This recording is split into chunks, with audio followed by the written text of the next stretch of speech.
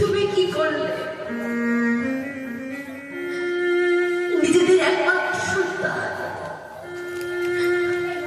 ওই ছোট্ট কুমেরকে আমরা কেমন ভাবে দান করব? কোন মায়ের যদি 5 সন্তান যদি থাকে, সেই মা তার একটি মাত্র সন্তানকেও কারোর কাছে সারা জীবনের মতো দান করতে পারে না। আর সেখানে 7 নয় 5 নয় একটি মাত্র সন্তান আবার ধরুন স্বামী, আমি কেমন ভাবে আমার নিজের সন্তানকে দান করব? হারাই পণ্ডিত পদ্মাবতীকে বলছে, শোনো পদ্মা, কেঁদো না এমন ভাবে। ওর জন্মের সময় আমি কুষ্টি বিচার করে দেখেছিলাম, ওর যখন 12 বছর বয়স হবে,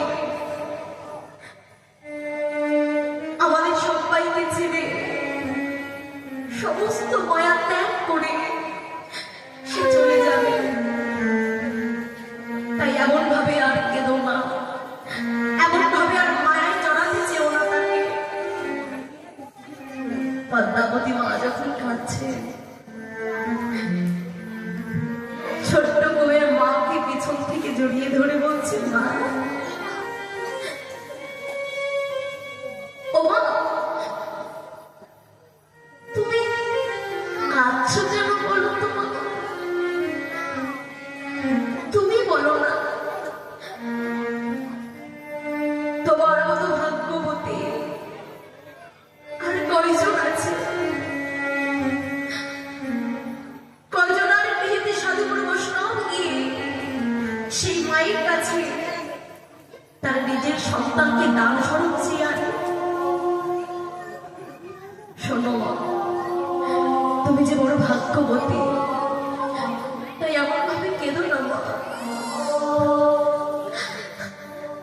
আমাকে শেষবারের মতো সাজিয়ে দাও, সুন্দর করে সাজিয়ে দিলেন আমার পদ্মাবতী মা। কপালে তিলক, চরণে নূপুর,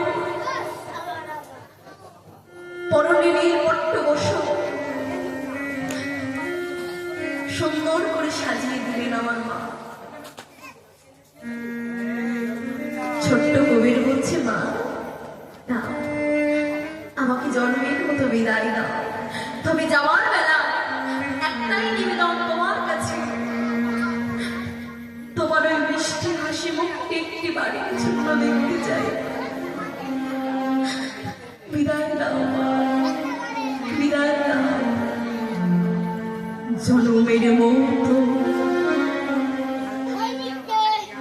বিদায়,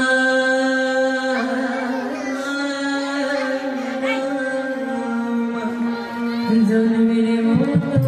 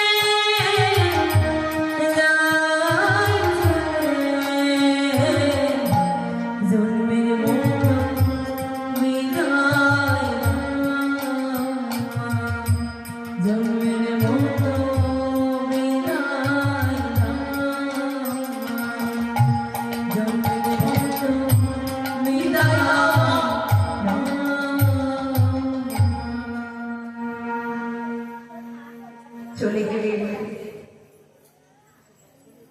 সমস্ত মায়া কাটিয়ে, সমস্ত মায়া ত্যাগ করে মায়াকে পিছনে ফেলে রেখে আজ ছোট্ট কবি সন্ন্যাসী ঠাকুরের হাতছানি ধরে চলে গেলেন। কত কত তীর্থ ভ্রমণ করে অবশেষে ভ্রমণ করতে করতে উপস্থিত হলো মথুরা ধামে। মথুরাতে এসে আজ সন্ন্যাসী ঠাকুর কুবেরকে জিজ্ঞাসা করছে, আচ্ছা কুবের,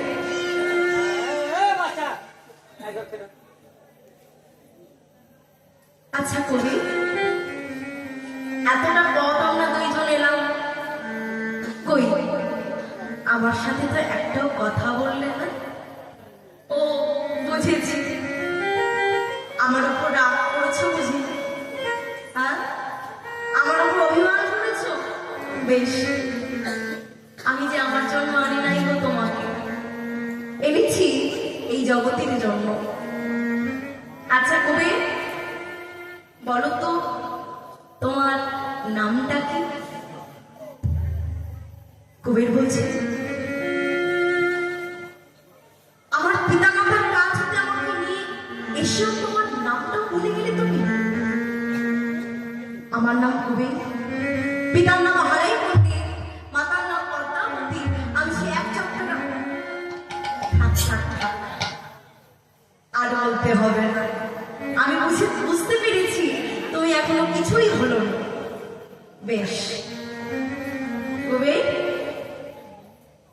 দেখি আমার একটু নয়নের দিকে তাকাও তো কবি। কবির যেই না সন্ন্যাসী ঠাকুরের নয়নের দিকে তাকিয়েছে, যেই না নয়নে নয়নে মিলিত হয়েছে, মনে পড়ে গেল সেই পূর্ব স্মৃতির কথা। মনে পড়তেই হচ্ছে না, আমি তো বৃন্দা, বলো না আমি তো কুবের নই। হ্যাঁ, এই এতক্ষণে তুমি ঠিক কথাটা বলেছ। আচ্ছা তুমি যদি সেই বৃন্দাবনের বলরাম হবে, তাহলে আমিও তো সেই বৃন্দাবনের বলরাম। তাহলে কেন আমরা এমন ভাবে দুটি দেহ ধারণ করে রয়েছি? এসো না আমরা দুইজন একই দেহেতে রূপান্তরিত হয়ে যাই। এসো এসো এসো, আমরা মিলেমিশে একাকার হয়ে যাব। তাই সন্ন্যাসী ঠাকুর ছোট্ট কবিরকে আলিঙ্গন করেছে, যেই না জড়িয়ে ধরেছে, দেখিতে দেখিতে দুই অঙ্গ এক রূপেতে মিলিত হলো, যার নাম হলো নিত্যানন্দ প্রভু। তাই হরিবল হরিবল হরি। যেই না নিত্যানন্দ প্রভু হয়েছে, মনে মনে চিন্তা করছে, আচ্ছা আমি যদি সেই বৃন্দাবনের বলরাম হব, তাহলে আমার তো একটা ছোট ভাই ছিল যার নাম কৃষ্ণ, কানাই। সেই কানাই কোথায় গেল? নিত্যানন্দ প্রভু পাগল হয়ে মথুরা ধামে তার কানাইকে খুঁজে খুঁজে বেড়াচ্ছে। তখন এক ভক্ত এসে বলছে, আরে বাপু তুমি কি পাগল হলে নাকি? এই মথুরা ধামে এসে তুমি বৃন্দাবনের কানাইকে খুঁজে বেড়াচ্ছ? যাও যাও যাও, কানাইকে খুঁজতেই হলে ওই বৃন্দাবনে কি খুঁজে। আজ নিত্যানন্দ প্রভু মহা আনন্দে চলেছে বৃন্দাবন। তাই তিনি একা নয়, আমরাও সবাই মিলে যাব মধুময় শ্রীরাম বৃন্দাবন ধামে।